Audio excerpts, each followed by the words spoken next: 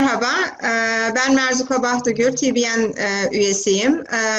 Bu akşamki sunumu ben yöneteceğim. Mert asıl sunumu yapacak kişi.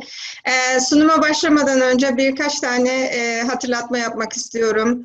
Mümkünse lütfen videolarınızı kapatın, sunumun daha akıcı bir şekilde geçmesini sağlamak için.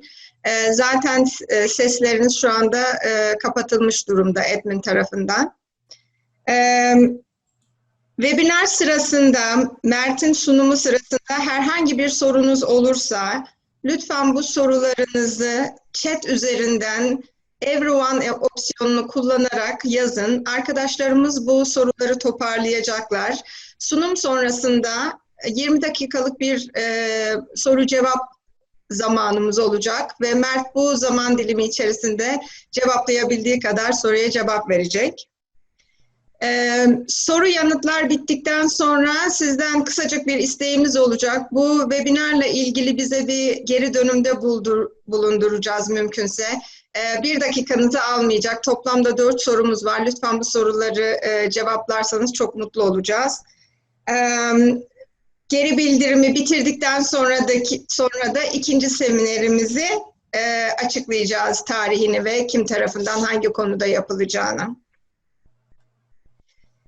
Bizler 2020'nin başında bir grup gönüllü, hepimiz farklı yaşlarda, farklı deneyimlerde, kendi alanında profesyonel insanlar olarak bir araya gelip Turkish BIZ Network'ü kurduk. Bütün amacımız aslında Avustralya'da yaşamakta olan profesyonelleri, akademisyenleri, iş insanlarını, girişimcileri ve öğrencileri aynı network altında toplayabilmek ve birbirimizden haberdar edebilmek. Kurucu üyelerimizin isimlerini tek tek okuyacağım size kısaca. Nur Oyman, Taha Çelik, Melek Cerit, Onan Günöz, Memduh Güney, ben Mert BERBEROGLU, Serdar Yılmaz, Aytül Sayın ve Dilan Seçkiner. Birlikte yapacağımız projelere adım atmadan önce Covid'in patlamasıyla acil bir şekilde proje önceliklerimizi değiştirip birlikte başaracağız yardım kampanyasını düzenledik. Bir sürü insana ulaştık ve toplamda 22.199 dolar toplandı bu süreç içerisinde. 86 bağışçı teşekkürlerimizi iletiyoruz tekrar, bize yardımda bulundular. Ve bu paranın tamamı Avustralya'da maddi zorluklar çeken öğrenci arkadaşlarımıza dağıtıldı. Umarız bir nebze faydası olmuştur bütün arkadaşlarımıza. Devamında bununla kalmayıp arkadaşlarımıza nasıl yardımcı olabiliriz düşüncesiyle TBN altında bir deneyim havuzu açtık. Deneyim havuzu kayıtlarını hala yaptırabilirsiniz bizim Facebook ve LinkedIn linklerimizde. Buradaki amacımız da geçici işlerde çalışmak isteyen arkadaşlarımızı iş verebilecek durumda olan insanlarla bir araya getirip belki onlara bir iş olanağı yaratabilmekti. Ben bu akşam şimdi sizlere artık Mert BERBEROGLU'nu tanıtmak istiyorum. Mert kendisi burada yaklaşık 5 yıl kadar önce bizler gibi göçmen olarak gelip kendi kariyer hayatına, kendi meslek hayatına başarılı bir şekilde devam etmiş bir insan. Bununla da kalmayıp At My New Continent adlı kurumu kurarak buraya yeni gelmiş göçmenlere onların kendi kariyerlerini oluşturabilmelerine yardım amacıyla ve kariyerlerini geliştirme konusunda onlara mentorluk yapıyor. Kendisi sağ olsun bize bu seminer için gönüllü oldu. Teşekkür ediyoruz tekrar. Ve şimdi ben sözü Mert'e bırakıyorum. Umarım güzel bir sunum olur ve herkes güzel bilgilerle ayrılır bu sunumdan. Teşekkür ediyorum şimdiden. Mert, over to you. Ben teşekkür ederim. Merhaba arkadaşlar. Hoş geldiniz hepiniz. Ben sunumun buradan itibarenki kısmını content'im İngilizce olduğu için İngilizce devam edeceğim. Soruları da konuşulduğu üzere en son alabiliriz. Alright, if everyone is ready, let's get this going. So yeah, welcome to this webinar, 6 Steps to Starting a Successful Career in Australia, a guide for skilled immigrants. So let me first introduce myself. My name is Mert, and I'm team manager at GreenCap at West Farmers and Industrial and Safety Group. And I'm also founder and mentor at My New Continent, my startup. And I'm an environmental engineer, and I also have an engineering management degree. And so basically, let me start with who is this webinar for? So this webinar is for new skilled immigrants who are committed to settling in Australia permanently and who are dedicated to building a strong career in Australia and who are willing to change and adapt to the Australian culture and industry. So before we start with the main presentation, I want to do some goal setting with you. Get a pen and paper, and I would like you to write down the following. So basically, let's start with our current situation. So what is your current situation? Are you currently employed? Is it full-time, part-time, casual, or unemployed? Or and also what is your current monthly income? And then I also want you to write down your goal. So what is your target position? What type of position you're applying to? And also put a monetary figure, what's your target monthly income? So basically think about it and make sure your target position is suitable to your background, and also your monthly income is basically corresponding to the fair amount of salary what's attached to it. And I'll talk about how to find that out as well later on in the presentation. So if you know these already, write them down and we'll get going. So, okay, so now we know where we are at and what we want to achieve. But now let's discover what may be stopping you.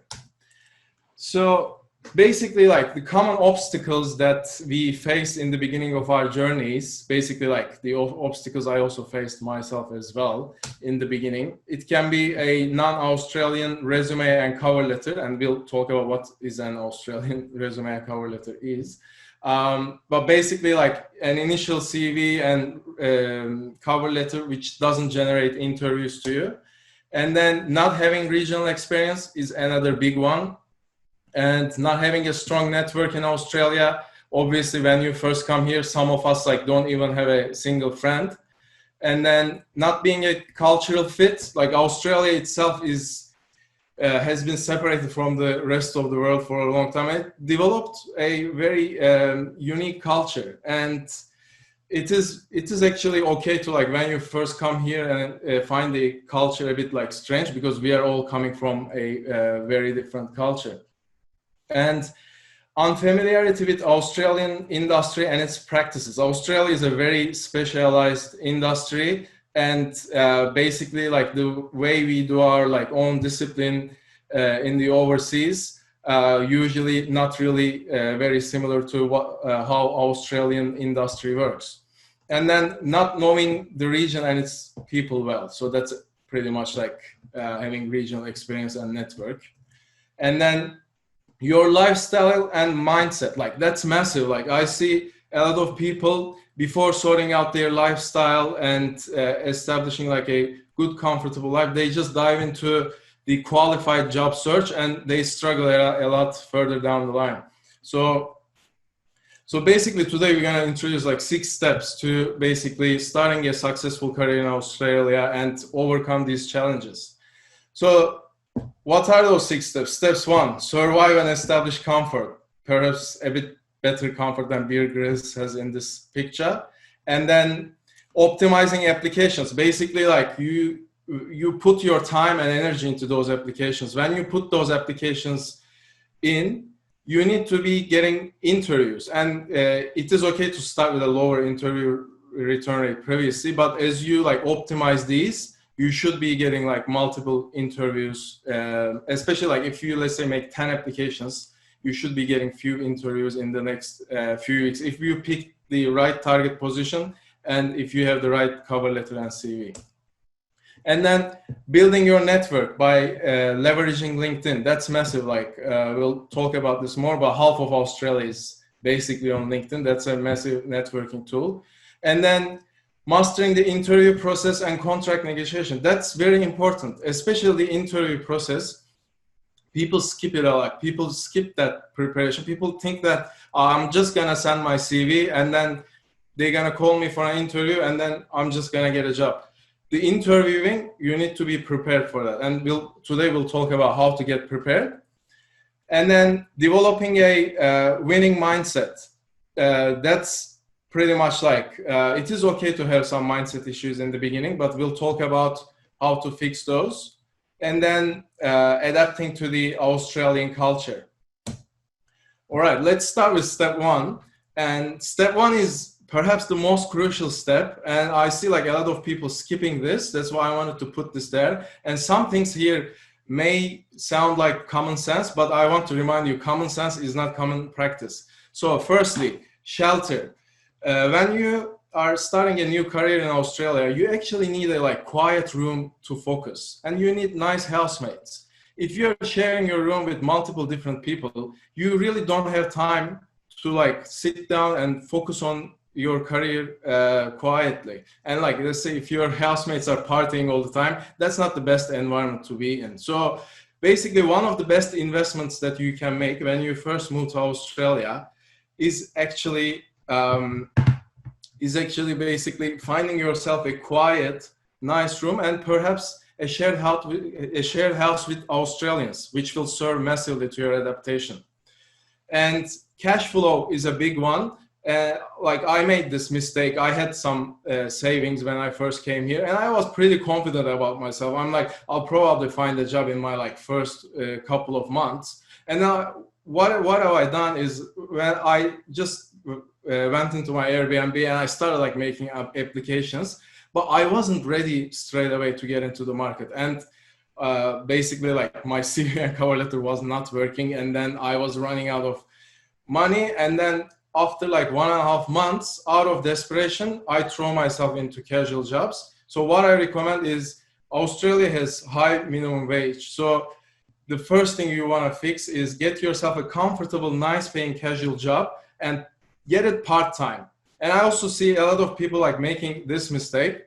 They found a low paying casual job and then spend like 50 hours, 60 hours on that casual job. And then they exhaust all their time and energy there, and in the weekend maybe they have one day, and that day they pretty much they don't have any energy to do anything. So the best practice and my recommendation is, by the way, these are all based on my personal experiences as well and my clients' experiences as well, like and people in my network. So this basically like take these recommendations and select which ones are applicable to your situation and make sure like everything is on a case-by-case basis as well. But when it comes to this, I highly recommend if you're starting fresh, doing a casual job first will actually get you, like, it will be your ticket to the Australian society, and you will be making new friends, and then you'll basically have a nice casual job that you can anytime go back to. And then well-being. Like I see people like drinking a lot of alcohol when they are also applying for the job as well, and then becoming unhealthy. So you need your mind and body sharp. So you need to basically like take care of your body, take care of your diet, and consuming alcohol, like you're gonna run out of money. Like even if it is one day a week, you really need that one day a week. You know what I mean? Like because you need to be learning like Australian standards, guidelines, and you need to be putting like so much energy to your networking is one of them, and you'll need to start getting prepared for the interviews too. So, and also that's the culture in Australia, right? There's a lot of like most of the people here, like they are really good at taking care of themselves, and they really want to see you happy, healthy, and also wealthy. And when I say wealthy, not like very rich, is like reasonable, a person who can actually take care of themselves. And then managing your time, energy, and resources, that's very important.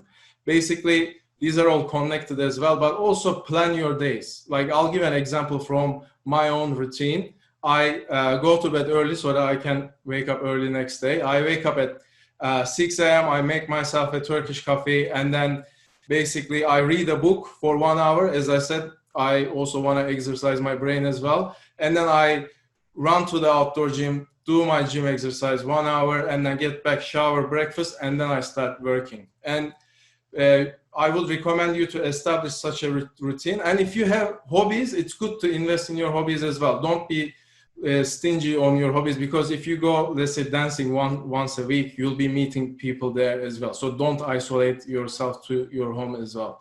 However, make time for your, like, let's say 2 hours for applications every day, 2 hours for LinkedIn outreach every day, and then 2 hours for industry research every day. Like, make a timetable for yourself and stick to it. And one tip I'm going to give you, if you stick to such a routine for 21 days, it's going to become a habit and you'll start enjoying that life so much.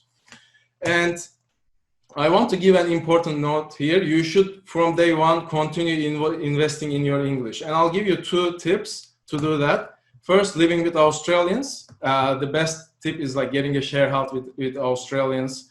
And then if you're single, maybe getting an Australian girlfriend, boyfriend. And then reading books in English. That's also massive. Like, I see people like migrate here and their plans to establish a long-term life in Australia, but then they start reading books in their own language. So it is, when you read books English daily, you will see like your English is going to get so fast, so good in a very accelerated pace. All right. And also like listening to radio and watching TV are options, but I personally think these are like waste of time. So living with Australians, like I doubt like most of the Aussies sit down and watch news every day. So if you're a news watcher, yeah, sure, go for it. But these are the 2 things I would highly recommend. All right, let's get into more technical stuff. Optimizing your applications. So many people think the more applications they make, the more likely they get results. But after making like 10 quality applications, you should be under normal conditions getting responses like phone screening or interviews within 2 to 3 weeks. If that's not the case, it means there's something wrong with your cover letter and CV, or you're perhaps choosing the wrong position to apply. And like I see people like they work overseas as a manager and come here and just directly go for manager positions. Again, these are all case-by-case basis. It may be suitable, but like my experience, for example, it was easier for me to get a job that requires 1 to 3 years experience directly related to my profession. So make sure like what you're applying for is the position that you have the highest likelihood of being hired. And then, as I said, pick a target position suitable for you and relative to your background. And then you need to tailor your CV and cover letter each time you're applying to match the job description and requirements. So basically, one thing, we are coming from a like totally different country, and the projects we've done or like the way we did our work are actually different than how Australians do things here. So here, what I would recommend, just try to use their technical jargon. Try to speak from the language of the technical industry speaks here. So that's why you need to do some research and you need to consult people who are in the industry as well to make sure like everything is 100%. And then, yeah, you need to fully Australianize your application documents. I see like you probably are saying like, what the hell is like Australianizing documents? I'll talk about it now.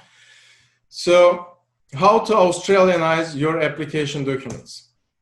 So first things first, CV is not a rigid document in Australia. Both CV and cover letter must be tailored for each application.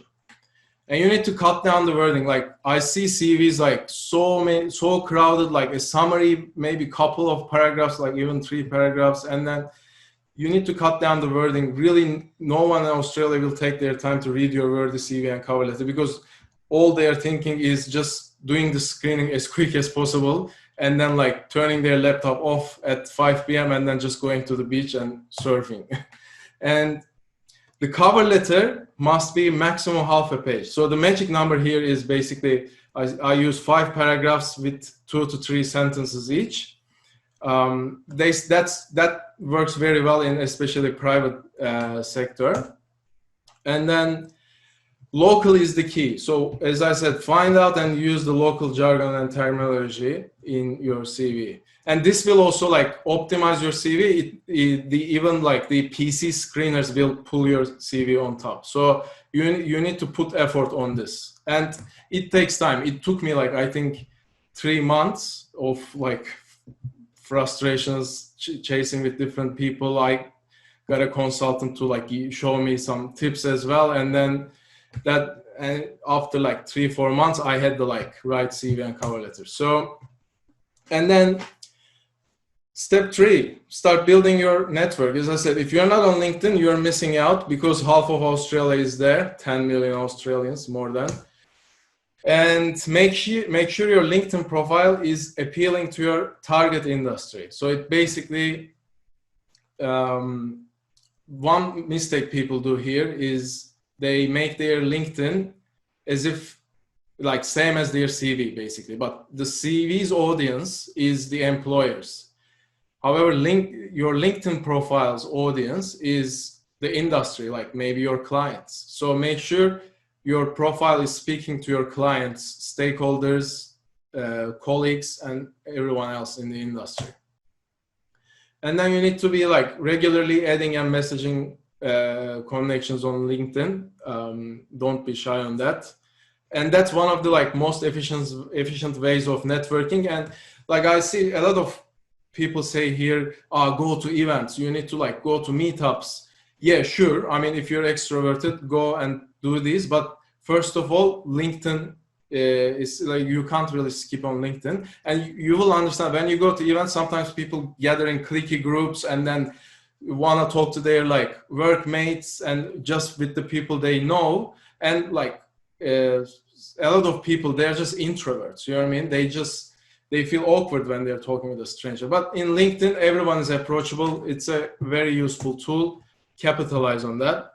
And that's also best way to save your time and energy and resources in networking.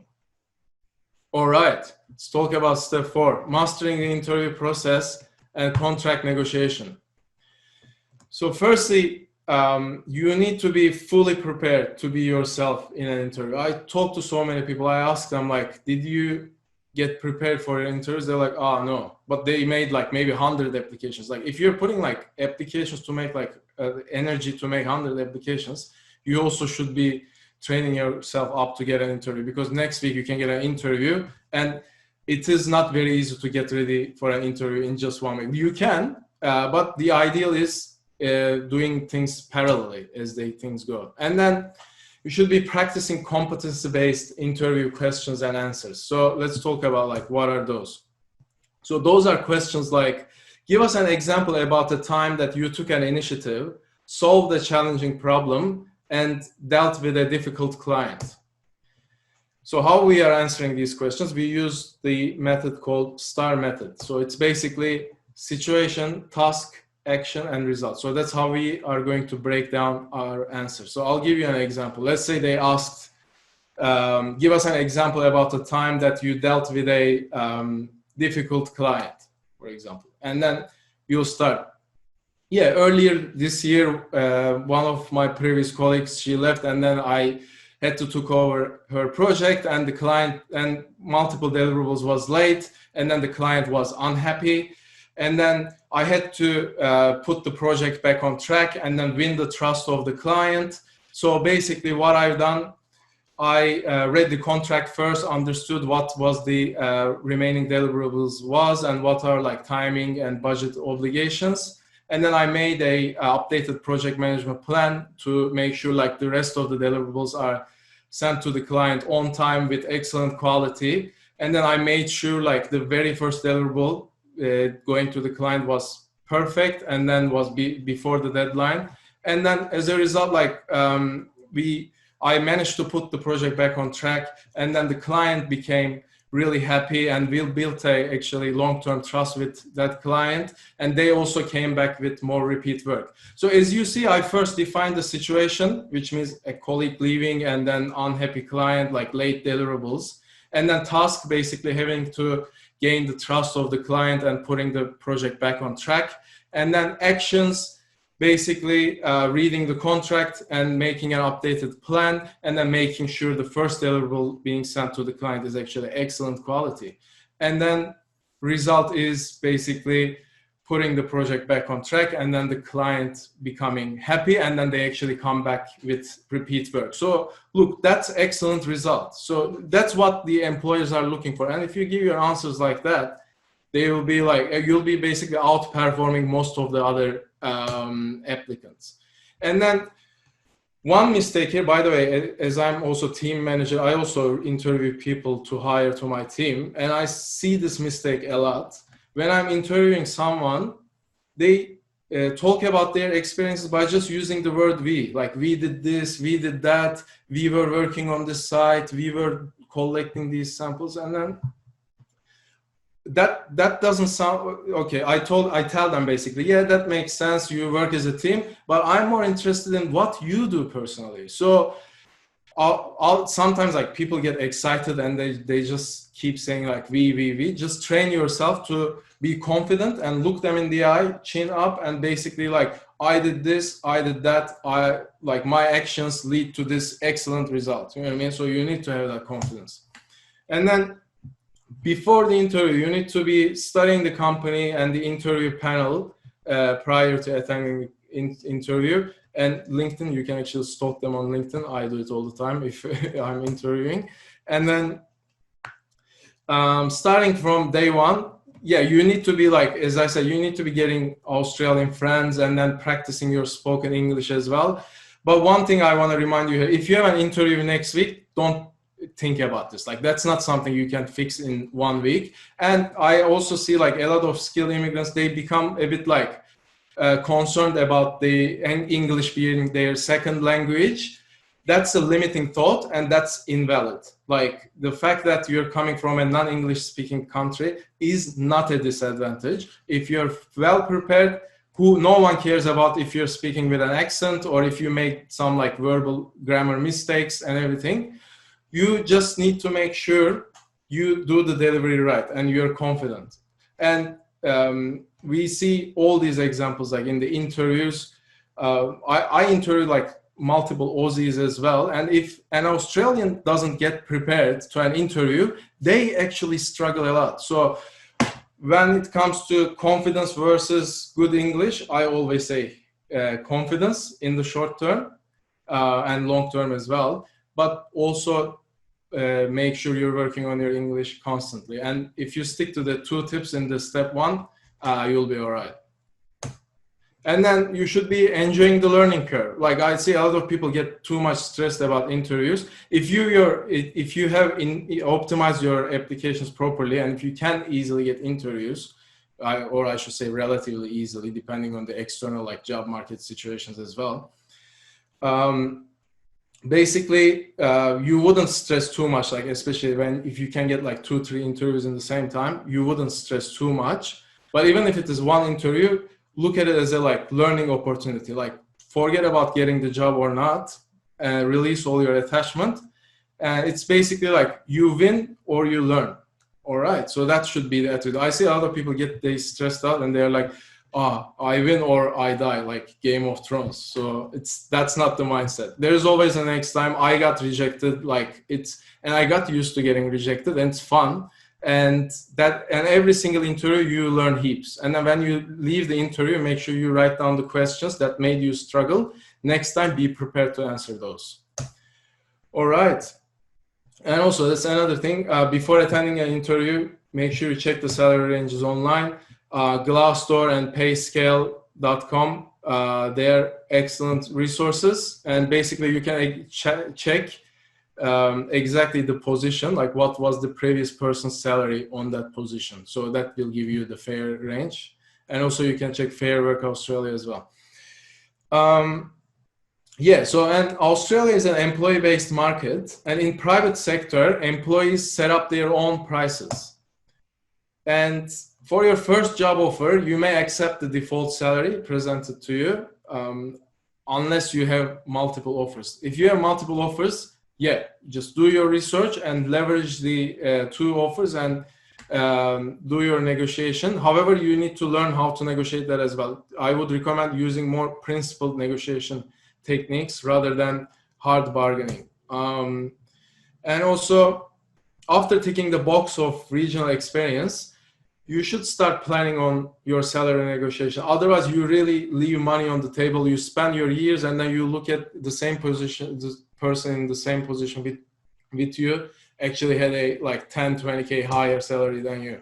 So I got this from salary.com. That's previously like my negotiation teacher actually showed me that one. It's really interesting. So that's the comparison between a non-negotiator and the negotiator. So Jim on the left, in this case, is the non-negotiator, and Jane is the negotiator. So initially Jane negotiates like 5K salary increase, and then every year they both get like 1% increase in their salary. But what Jane does, Jane actually negotiates a raise in like 4% raise in every third year.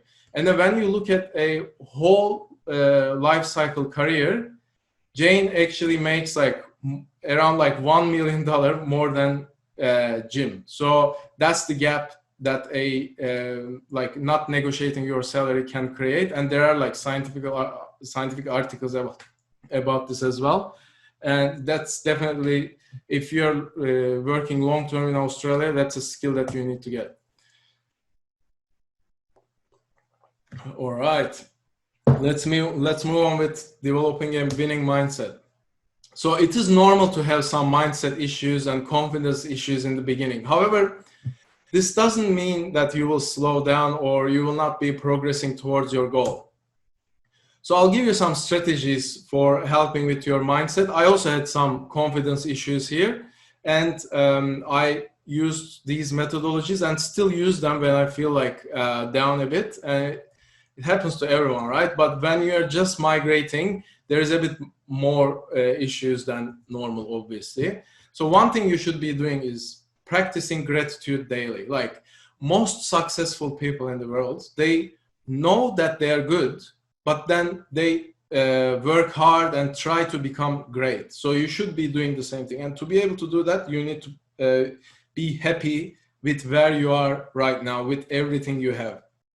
And that comes with like being healthy, having your family, and if you're in Australia, like already, that's awesome. You're in the like one of the like most wealthiest and most beautiful countries in the world. You can, like I, for example, feel really lucky that I can actually drive to the beach like 15 minutes, and that's one thing I write down actually as part of gratitude as well. Write down all the positive things there, and then just focus on the positive. And if you read this in the morning, your positive list, you'll feel like much confident, and then you can work on top of that to getting better, to getting your target actually. And then being persistent is very important. Like what happens, like some people, they make like 100 applications without questioning the quality of their CV and cover letter, and then they get like no response, and then they project that failure to the future. That's a phenomenon actually. That's called Pike syndrome, and you can take a note and you can check it on YouTube as well. That's a scientific test basically. I'll let you watch that video. It's basically like if in that video basically they put the fish in a tank, and then there is another like smaller fish that normally pike would eat, but there's a glass actually. It starts attacking and can't eat the fish, but then and then after some point it gives up. Anyways, I'll let you watch the video. Basically like the guy on the bottom, he's doing the same thing. And anyway, so let's move on. Ignore the demons and talk yourself up. So that's another thing. Basically, you may have some demons in your head, and if you start grappling with your thoughts, that's going to drain your energy. So what I recommend is don't fight with the demons in your head and take action despite their presence. And as you ignore them, they will actually grow weaker and eventually fade away. So you should be insisting on talking yourself up. And also I wrote an article about this basically, 4 thoughts that will never help you succeed as a skilled immigrant. So go ahead and check that one out.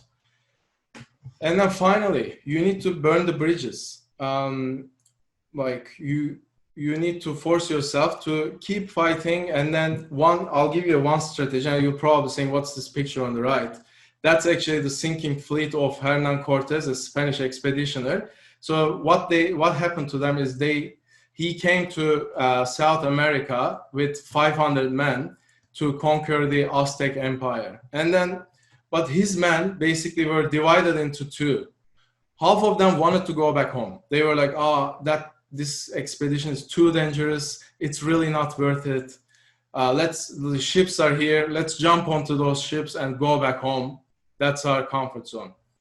And then that actually created a lot of confusion within the soldiers. And then Hernan actually saw that, and he was like, he realized that he couldn't motivate his soldiers. And then one day they wake up and then they see all these ships sinking. And then soldiers are like, what's happening to those ships? They're sinking. And then Hernan Cortez is like, probably worms are eating the ships, and the ships are sinking. Actually, it turns out that Hernan intentionally opened a hole, or like ordered one of his men to sink all these ships. And once the ships are sunk, there wasn't the option of going back home anymore. And they had to fight and make this journey a success. They had to conquer the Aztec Empire, which they did with only 500 men. They actually succeeded this very dangerous journey. And as you are here, it's not a war, but it is kind of like a struggle. Your brain will be forcing you to go back to your comfort zone. So you need to cut it down. So basically, I'll tell you part of my story as well. When I was first migrating to Australia, now my wife, back then my girlfriend Gizem, she was like, what's gonna happen if you can't find a job? And I told her, like, if I can't find a job, I'll go and pick mushrooms. Apparently they hire everyone. And then she was like, and I told her, like, I'm not gonna come back. I'm gonna make this journey happen and then bring you there. And then that's exactly what I've done. So there wasn't any option of going back. So you should have the same mentality as well. So try to be like this cat, no matter how big the dog is. All right, step 6. This is more for like adapting to the Australian culture and how this process goes. So first of all, you need to have an open mind. This is a totally different new country and has a unique culture, and you're coming from a very different culture, and you need to adapt, right? You're here to settle, and it comes with adaptation. So first, you need to understand the culture, relationships, and values with a full open mind. And I'll tell you, like, you'll find in some instances judging the people. Maybe it's like some people you meet, you may judge them, and the instant that you find yourself judging them, you need to tell yourself, okay, to get an open mind, try to understand this person, why they are thinking different than me. And then you need to embrace the culture, its relationships, and then values. And then you need to adapt. Basically, you need to adapt your behaviors to be more Aussie, your thoughts to be more Aussie, and your values to be more Aussie as well. And I'll give you an introduction about like what are the main characteristics of the Australian culture.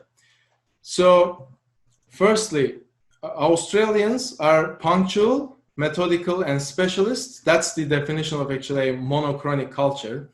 That's pretty much the opposite of Mediterranean culture, or like Middle Eastern culture, or like South American culture, where people are like more generalist, and then they run into a friend, and then they can actually be a half an hour late to a meeting, and then basically they know more things in less depth.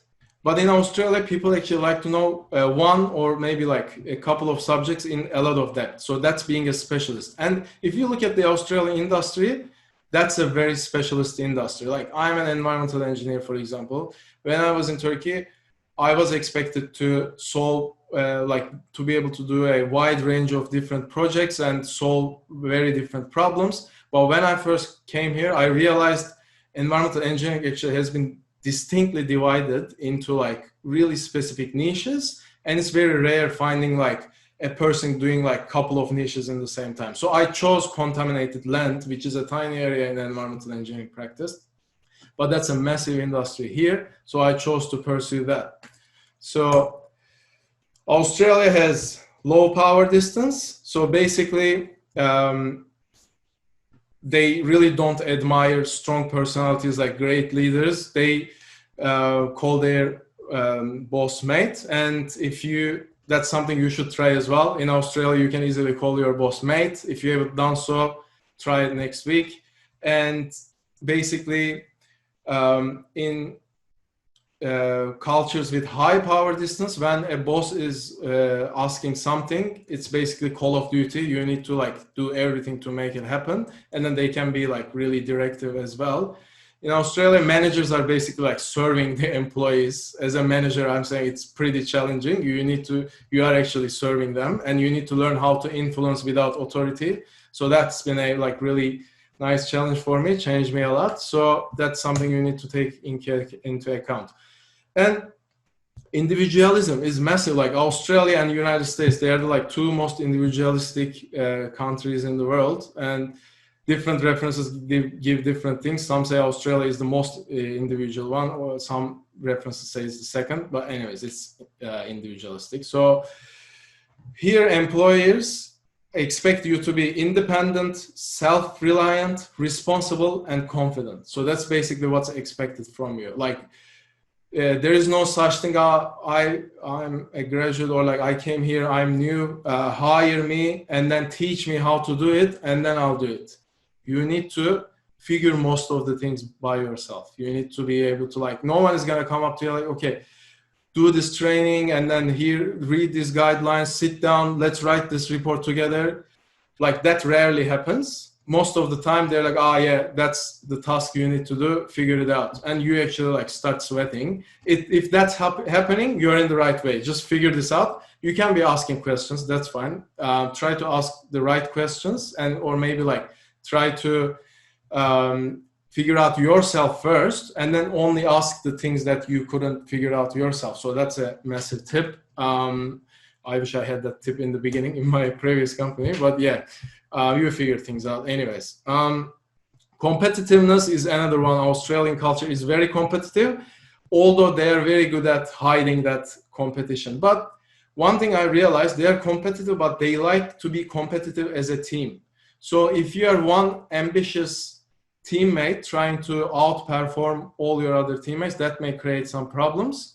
If you're ambitious, you need to learn how to hide your ambitions, basically. But the best is basically trying to engage your team to the common goal. Or if the team is already engaged for a common goal, basically like keep working as a team to achieve that goal together, and then you can compete with the external industry, basically. And then Australians have high tolerance for uncertainty. That's totally opposite of my culture. It's basically where I'm coming from. We like things to be certain, and if things are not certain, we get pretty like we want to figure things out. Like I personally get I'm better now, but I used to get like really stressed when things aren't fine. But think about it, Australia is a really like country of resources, and then in the long run everything like falls into its places, and people say, oh yeah, that's fine, we'll just figure it out. That's the Aussie way.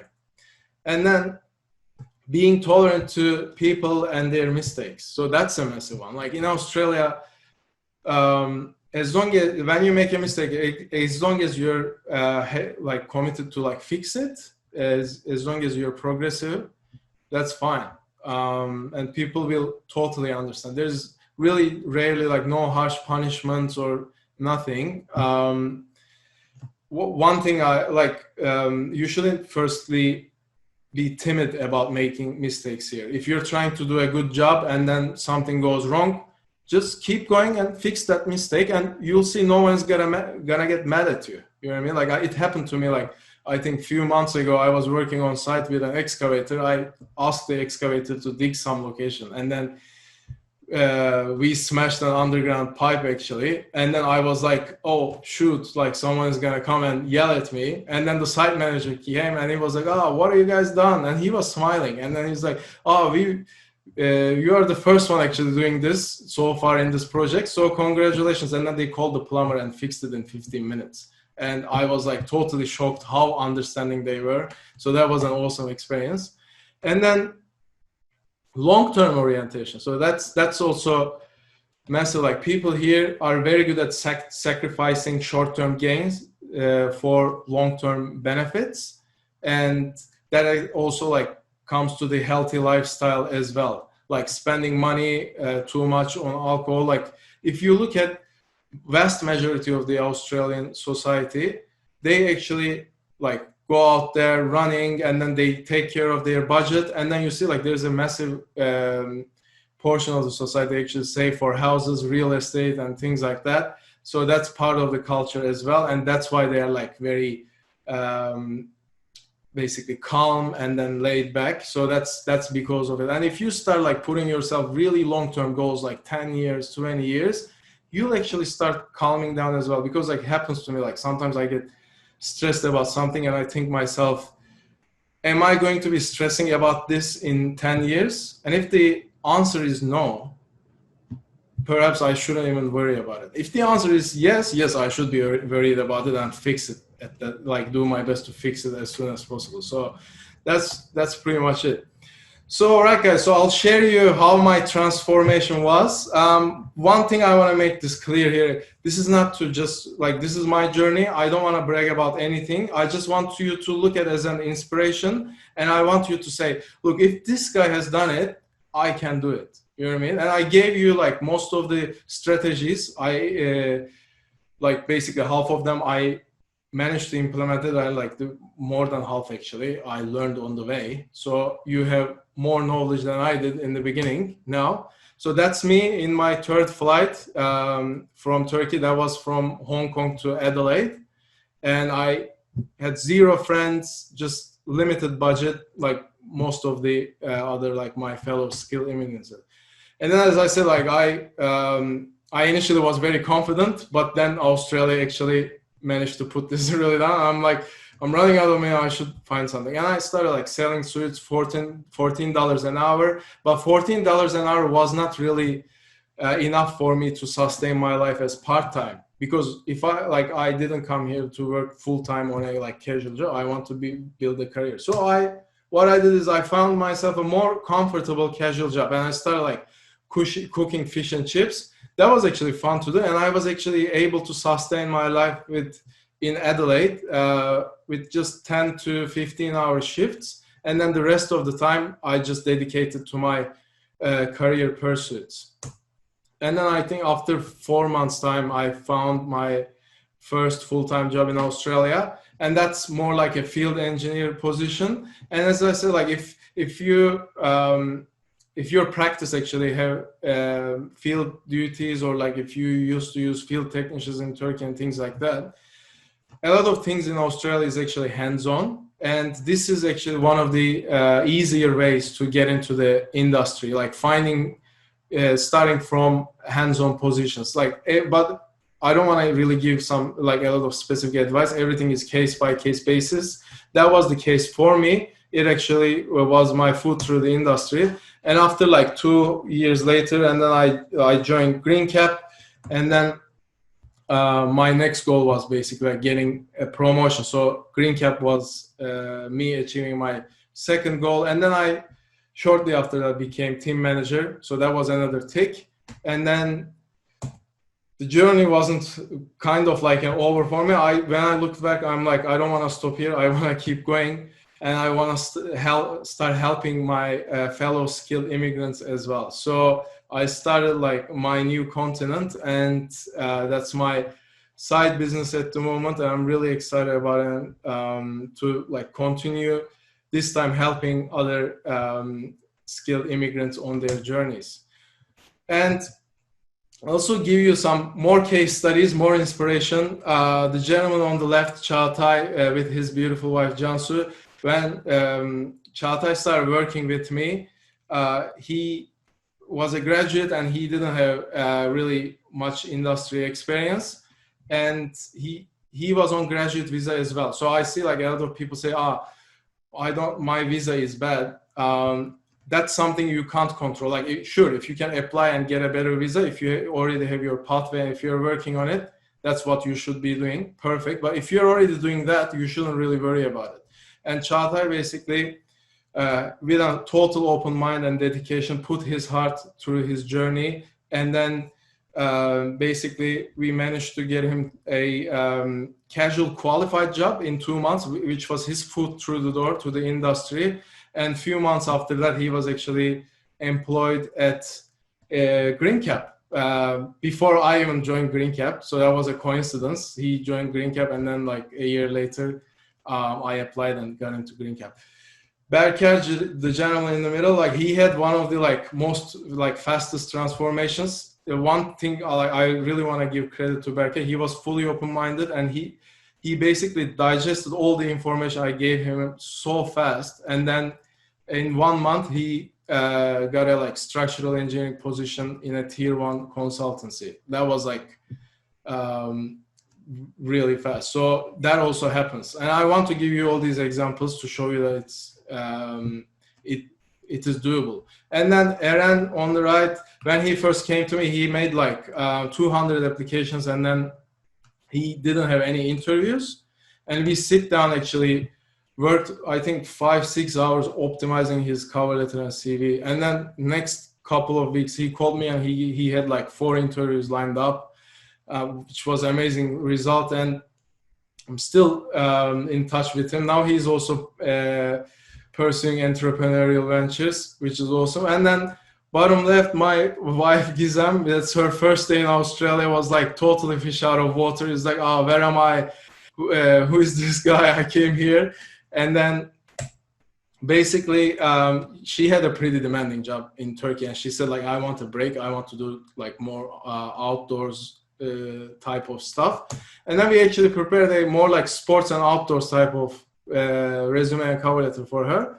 And then she actually found a job at North Face in Sydney CBD. So that was her foot through the Australian job market. And she made like a lot of Australian friends there. They went to camping, and it was basically, she really enjoyed it, I think, couple of years. And then she said, okay, I want to go back to my own profession. And then she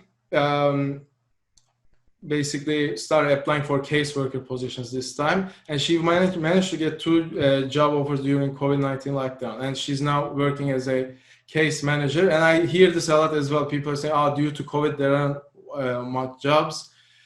And they stop applying. So if you have done that, don't do it. Just keep applying. Yes, there's a bit of drop, but that's not a reason for you to stop. And then final step. Find yourself a good mentor. So in the beginning, like you have 2 options, you know what I mean? In the beginning, either you're going to do it yourself. There's a lot of questions. There's a lot of decisions that need to be made. But if you can find yourself a good mentor, they can actually point out you to the correct direction. And then I'll tell you what makes a good mentor. So you make sure you find someone who has done it before and helped others to succeed as well. And then someone who is genuinely interested in helping you achieving your goals. And someone who is positive, knowledgeable, and encouraging. And someone who focuses on how it can be done. So I want to just tell you one thing here. When I talk to people, they say, oh, but this person said that it's very hard to find a job. Like that person tried to do it and they couldn't do it. And I see on the groups as well, like people ask, can I find a job in Australia? And then they say, oh, no, it's very hard. Firstly, you shouldn't be asking that question. Like the question is like, it's not can I find, it's like how can I find? And the answer is, if you burn your bridges, if you make it #1 priority, you will find a way. So, and you need to really shut down your ears to people who take their time to explain you why it's so hard and why you can't do it. Like they are not serving your best interest. I'll give you an example. Like I was talking to a gentleman like hired by doing a casual job to someone from their own home country, and the person who is his host, but he's also employer as well, constantly tells him like, yeah, engineering very hard. like it's very hard to get in, like keep working on this job, you see like they are not serving their best interest. And for you guys and ladies, basically, if you have some finances to invest in your career and wish to hire yourself a career coach, I will offer you this free one-on-one session with me. If it's the right time for you, if you are ready to commit yourself to this journey, please go to this link. We'll share it from the chat box as well. And what do I look for in my program? Basically, I only offer it to people who I can actually really help. And on this call, if I feel like I can help, if I am the best person to help, I'll be actually in the end of the call, once we make the plan, I'll extend you my offer. If I'm not the right person, if it's not a good fit, I'll be upfront and I'll actually recommend you, like give you maybe recommendation and maybe recommend you to someone else. But basically, what I'm looking is 100% commitment to building a strong career in Australia. And I look for a genuine background and interest in a professional specialty. So you need to be willing to pick yourself a niche and have a dedicated career there. And then willingness to change and adapt, like having an open mind and willing to learn and adapt, like leaving your past values and like and everything behind and just opening a blank page. That's very important. And I actually made 8 spots available during next week to meet, greet, and plan your career journey in Australia.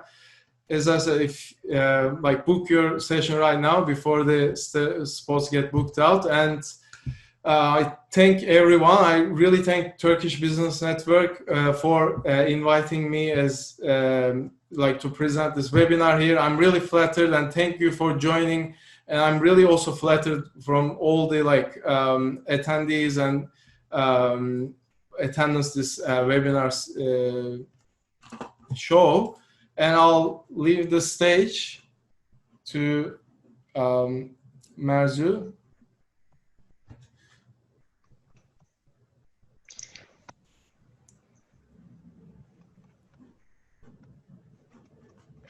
Alright. Merhaba arkadaşlar. Mert, çok teşekkür ediyoruz. Sağ olasın. Çok güzel bir sunumdu. Arkadaşlar bir takım sorular geldi. O soruları ben aktarmaya çalışacağım Mert sana. Zamanımız el verdiği ölçüde cevaplarını alacağız. Sanıyorum sadece bir 20 dakikamız var burada. Tamam. Arkadaşlardan bir tanesi İrem'in sorusuyla başlamak istiyorum. Permanent olmamış olmanın da iş görüşmelerinde işveren açısından çok etkili olduğunu düşünmekteyim. Sizce bu çok etkili mi, yoksa CV ve interview bu sorunu görmezden gelmelerine sebep olur mu? Evet, güzel soru. Ben bu konuyla ilgili şey diyorum. CV başvurusu yapıp vize başvurusu yapıp vizeyi alabiliyorsanız tabii ki de alın, ama bu da bir süreçtir ve o süreci de boş geçirmek istemeyeceksiniz. Dolayısıyla bu süreç içerisinde, bu arada ben sürekli notifikasyon alıyorum. Benim biraz dikkatim dağıldı. Şuradan ben şunun sesini kısacağım. Beni duyabiliyorsunuz değil mi Merzu? Şöyle bir... Evet. Tamam, okey. Ben çünkü sesimi kıstım. Sürekli notifikasyon geliyor. Dediğim gibi hani başvuru yapıp özellikle mülakat yaparken yani vize bizim kontrol edebileceğimiz bir şey olmuyor. Tabii ki o bir süreç alan bir şey ve o süreçte başvuruları yapacağız. Dolayısıyla ben onu tamamen unutmanız gerektiği taraftarıyım ve vize, evet, yani permanent resident olduğunuz zaman istatistiksel olarak tabii ki de şansınız bir tık daha fazla artıyor. Fakat bu sizin başvuru yapmayacağınız anlamına gelmiyor. Bir de mülakat, zaten ne kadar çok mülakat yaparsanız hem kendinizi endüstriye tanıtmış oluyorsunuz hem de endüstri hakkında o kadar bilgi sahibi olmuş oluyorsunuz. Ve aslında sorunun da cevabı graduate vizeyle de iş bulabilirsiniz. Ondan sonra temporary vizeyle de iş bulabilirsiniz. Sponsorlukla ilgili, sponsorluk biraz tricky. Ama ben hiçbir şey olmaz demiyorum. Yani bir şeyin neden olmayacağına değil de nasıl olacağına odaklanmak lazım. Ve hakikaten employer'lar sizi çok sevdiği zaman bazen unutuyorlar bile vizeyi. Yani bize de oldu yani, böyle birini çok sevdik vesaire. Ondan sonra ve aldık işe. ve graduate vizedeydi. Ondan sonra bir yıl sonra zaten genelde birçok employer da bir yıl sonrayı düşünmüyor bile. Yani hani şu pozisyonu dolduralım da belki diyor ben seneye burada bile olmayacağım diyor. Hani biraz dediğim gibi employee based market olduğu için biraz insanlar oradan oraya şey yaptı. O yüzden go for it yani. Hani o biraz limiting thought moduna geçiyor o vize konusu. Anlıyorum. Kolay da değil ama yani dediğim gibi kontrol edebileceğiniz bir şey de değil aynı zamanda. Evet, Metehan ücret konusunda bir sorusu var. Soru şöyle, işverenlerin ücret konusundaki genel eğilimlerini merak ediyorum diyor. Ülkemizde yoğunluk ucuz olsun, deneyim bir şekilde kazanılır idi. Buradaki genel yönelim nedir? Burada fair olanı istemek lazım. Burada zaten ucuz veremiyor birçok. Yani çoğu şirket fair neyse onu vermek ister size. Daha altını ya işte bana işte 70 binse mesela Fair Work'ün standardı. Siz ya ben 50 bine çalışırım deyince işte bu 50 bine çalışıyormuş deyip öyle bir şey yapmıyorlar. 70 binse 70 bin vermek zorundalar. Dolayısıyla neyse standart onu istemenizi tavsiye ediyorum.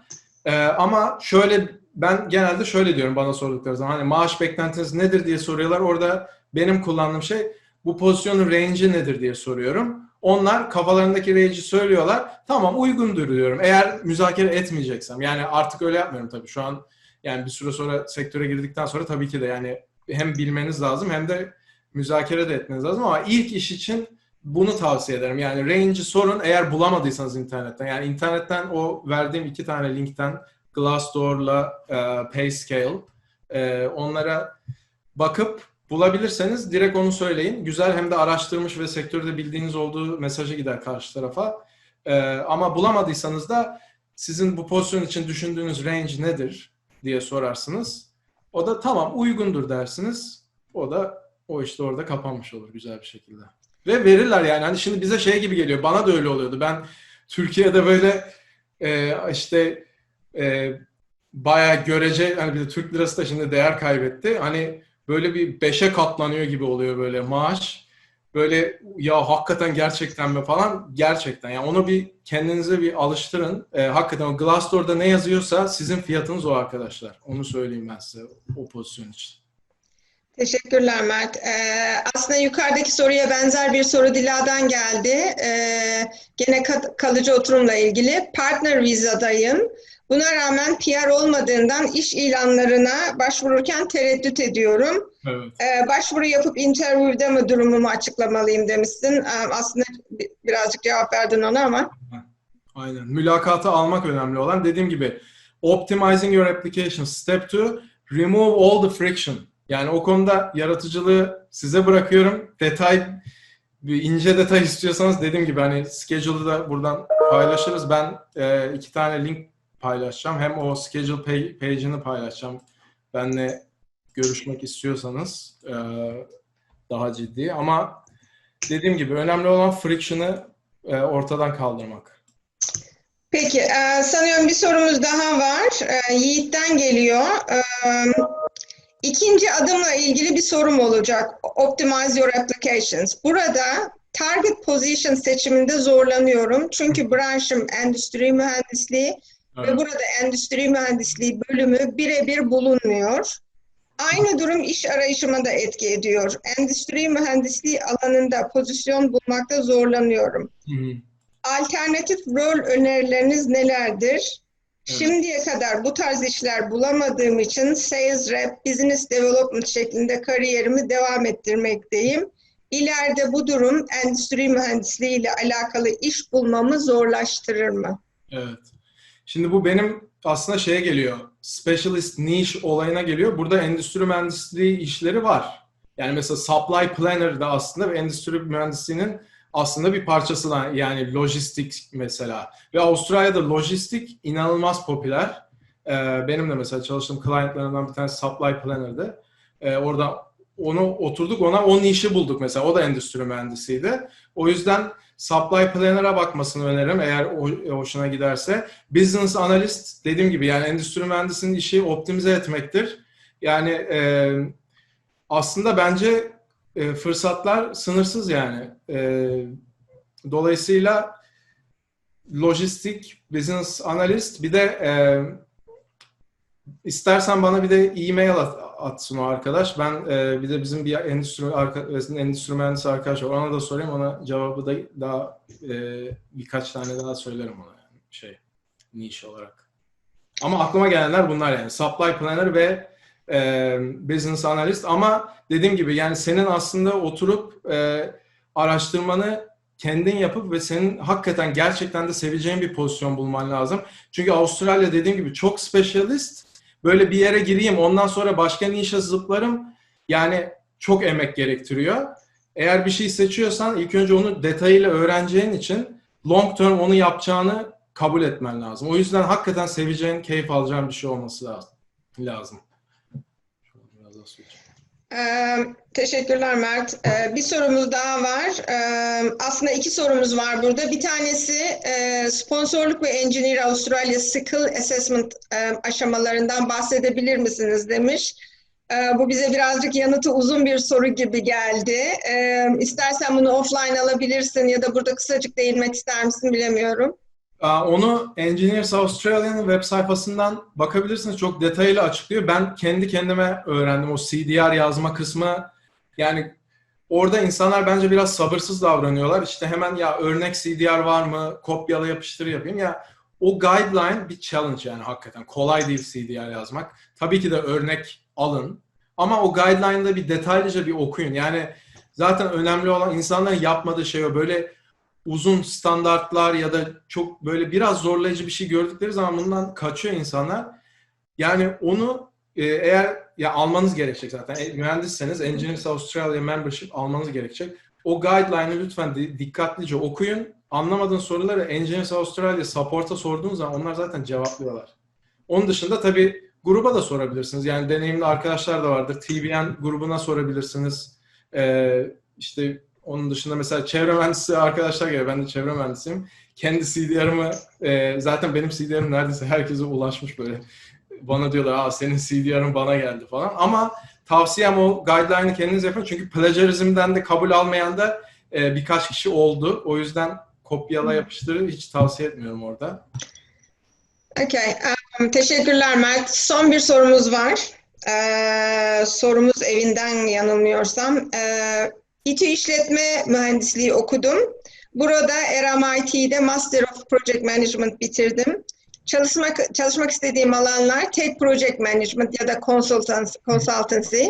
Türkiye'de iş tecrübem, ayrıca Avustralya'da volunteer tecrübelerim var. Ancak entrance level pozisyonlara başvurmama rağmen hep olumsuz oluyor. Bu durumda nasıl bir yol izlemeliyim demiş. Evet. Şimdi ben şunu tavsiye ediyorum. Bu hatayı çok yapıyorlar. Ben de yaptım. Ben mesela ilk yaptığım başvurulara baktım. Benim de Türkiye'de deneyimim vardı. Ben gidip mesela graduate'lara başvurmuşum ilk başta. Hani artık ne düşünüyorsam. Graduate'lar arkadaşlar yani hiç deneyim istemeyen pozisyonlar en competitive pozisyonlar. Yani ben buna diyorum yani Kızıldeniz'de köpek balıklarıyla yüzmek diyorum. Ama 1 ila 3 yıl deneyim gerektiren pozisyonlarda bir yandan da mavi okyanus oluyor. Daha az kompetitif. Ben deneyimi olan arkadaşların kesinlikle ona başvurması gerektiğini düşünüyorum. Bir kere graduate zaten fresh out of the uni ve deneyimsiz insanları alıyorlar ve özellikle o corporate şirketler çok ciddi eliyorlar böyle. Hani çünkü çok fazla iş arayan graduate var. Avustralyalılar zaten iş bulmakta zorluk çekiyor. Yani bunu demek için söylemiyorum. Avustralyalılara veriyorlar demek için söylemiyorum. Zaten graduate'sanız graduate'lere başvuracaksınız tabii ki de. Yani onda bir şey yok. Ama bir an önce deneyim elde edip deneyimliye başvurmaya çalışmak bence daha iyi sonuç getiriyor. Ben hep onu tavsiye ediyorum. Yani bir an önce yani 1 yıl deneyimi CV'de gösterip onu ulaştıktan sonra hemen 1 ila 3 yıl deneyimli entry level'lara işte o entry level ama deneyimli entry level'lar daha iyi işe yarıyor. Ama 0 yıl ya da graduate olanlar sıkıntılı. Onu yani benim deneyimimce. Teşekkürler. Mert, biliyorum 20 dakikamız şimdi bitti ama 2 tane daha sorumuz var. Senin için de uygunsa sormak istiyorum bu 2 soruyu da. Tabii ben buradayım yani acelem yok. Tamam peki. Sorulardan bir tanesi, should we keep working for the same employer for many years with a low increase in the salary or take the risk and change company to get a way higher salary demiş. Ben tavsiye ederim burada. Yani maaş arttırma için şirket değiştirmek değil. İlk önce bir kendi employer'la, yani benim anladığım kadarıyla Yunus, senin market price'ın yükselmiş. Senin maaş pazarlığı yapma zamanın gelmiş benim anladığım. Dolayısıyla ben ilk in-house başlıyorum bu işe. Yani ben hemen dışarı gitmeyi düşünmüyorum. O çünkü başka şirkete geçtiğin zaman zaten bir friksiyon oluyor ve adaptasyon süreci. Yani kaldığın şirkette maaşını yükseltebilirsen çok daha iyi. Tabii ki de willingness to walk away göstermen lazım maaş pazarlığı yaparken. Markete kendi market fiyatını anlamak için gidebilirsin. Başka bir kontrat alıp dönüp employer'ına, bakın ben şu kadarlık teklif aldım, gelin şu benim maaş arttırma işini bir daha konuşalım. Çünkü opsiyonun olmadığı zaman employer genelde we don't have budget, we'll see diyor. Ama sen bir kontrat aldığın zaman orada bir urgency geliyor. Orada yani o yılda %1, %2 artışlar, o şekilde siz market price'ınızı yakalayamazsınız. Özellikle yeni girdiyseniz böyle bir yıl, yani ben kendi maaşım scale'ımdan söyleyeyim. Ben ilk girdiğim maaştan sonra bir yıl sonra baktım ki benim deneyimimde olan herkes benden 10 bin, 20 bin dolar daha fazla alıyordu. Çünkü burası dediğim gibi employee based market. Sonra ben gittim, dedim ki bakın dedim, karın geliyor Türkiye'den, masraflarımız artacak. Benim de market piyasam bu kadar oldu. Beni arttırır mısınız maaşımı? Böyle bir de hani çok onları defansife sokmayacak bir de yani aile giderlerinden bahsettiğim için yaptılar o zammı direkt. Yani ben mesela bu detayları hep işte maaş pazarlığı kısmında bunun bir sürü yöntemi var. Yani bu mesela bu yöntemlerden bir tanesi. Onun dışında bir sonraki yıl bir baktım daha da fazla yani. Ondan sonra markete gittim. Markete gidince hakikaten bir daha arttırabileceğimi gördüm. Yani %2, %3 private sektördeyseniz ve entry level'dan girdiyseniz, yani bence yani neredeyse en az 2 yılda bir revize etmeniz lazım maaşınızı. Yani benim tavsiyem o. Ama mevcut employer tavsiye ederim. Son bir soru daha alıyoruz Mert, izninle. O da pandemiyle ilgili olarak son dakikada geldi. Soru şu, özellikle pandemi durumundan kaynaklı şu anda Avustralya'da işsizlik oranları çok ciddi şekilde arttı. Doğal olarak başvuru yapanların sayısında inanılmaz derecede patlama oluyor. Önceden bir pozisyona 150-200 kişi arasında başvuru yaparken geçen hafta yaptığım pozisyona 650 kişi başvurmuştu. Evet. Öne çıkarmamız daha zorlaşıyor. Aradan sıyrılabilmek için neler yapabiliriz? Güzel soru. Demiş. Ben tavsiye ederim. Şimdi o Seek ve LinkedIn, bir şirketin orada advertise etmesi bütçe gerektiriyor. Ve genelde iyi oturmuş kurumsal şirketler oraya bütçe ayırabiliyorlar. Yani bu tabii mid-size'lar, small'lar da ara ara ayırıyor key pozisyonlar için. Ama birçok şirket oraya bütçe ayıramıyor ve aslında kendi networklerinden bulmaya çalışıyorlar. Ya da recruitment consultant'lara bu işi veriyorlar. Birincisi, recruitment consultant'ları ben tavsiye etmiyorum. Benim hiç onlarla iyi bir deneyim yaşayan biriyle karşılaşmadım. Hiç muhatap olmayın da demiyorum. Tabii görüşün, mülakat çalışmak için de görüşün. Belki de işinize de yarayabilir. Ama benim burada tavsiyem niche neyse, hangi iş yapıyorsam mesela, ben Contaminated Land, değil mi? Contaminated Land Consultancy veren bütün şirketlerin listesini çıkarmanızı tavsiye ediyorum. Ve o şirketlere bizzat ulaşmanızı tavsiye ediyorum.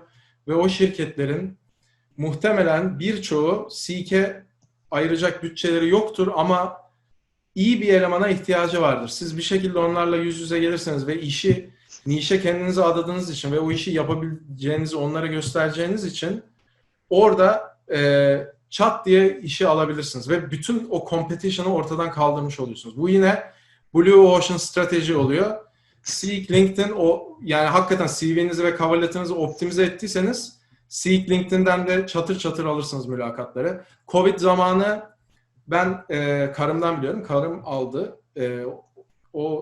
Gerçi o da bir tane niche sayfasından başvurmuştu ethicaljobs.com'dan. Oradan rahat rahat aldı. Ama tabii 200 kişi, 600 kişi başvuruyorsa orada çok iyi optimize olması lazım CV'nin ve cover letter'ın. Onun üstünde de epey çalışmak lazım. Çok teşekkür ediyoruz Mert. Arkadaşlar, dinleyici olarak katılan arkadaşlar, hepinize ayrı ayrı teşekkür ediyoruz. Umarız güzel bir akşam olmuştur sizler için. Şimdi lütfen bizi izlemeye devam edin. Küçük bir geri bildirim isteğimiz olacak sizden. Toplamda 4 soru var. 1 dakikanızı almaz. Bunu doldurabilirseniz çok mutlu olacağız. Devamında da size bir sonraki webinarimizle ilgili bir açıklamada bulunacağız.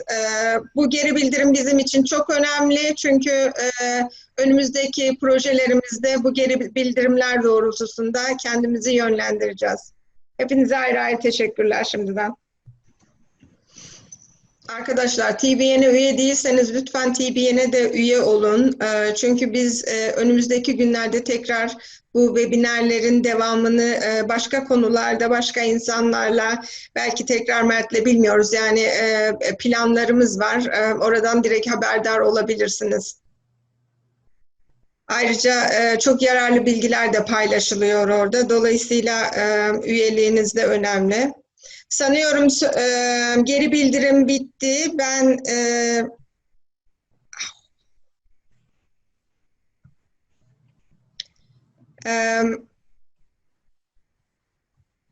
bunu kapatmam gerekecek.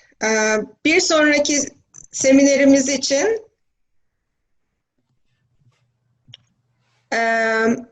webinar serimizin ikincisinde eğitim sonrası çalışma ve göçmenlik vizeleri hakkında Feriha Güney bize 7 Ekim 2020'de yine saat 8'de burada bizi bilgilendirecek.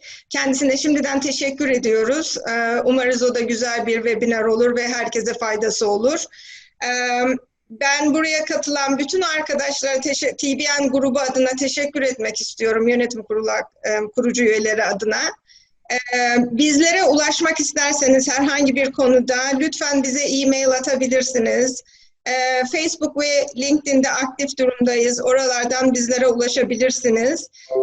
Bizim hakkımızda biraz daha, TBN hakkında biraz daha detaylı bilgi almak isterseniz YouTube kanalımızda küçük bir videomuz var, onu izleyebilirsiniz.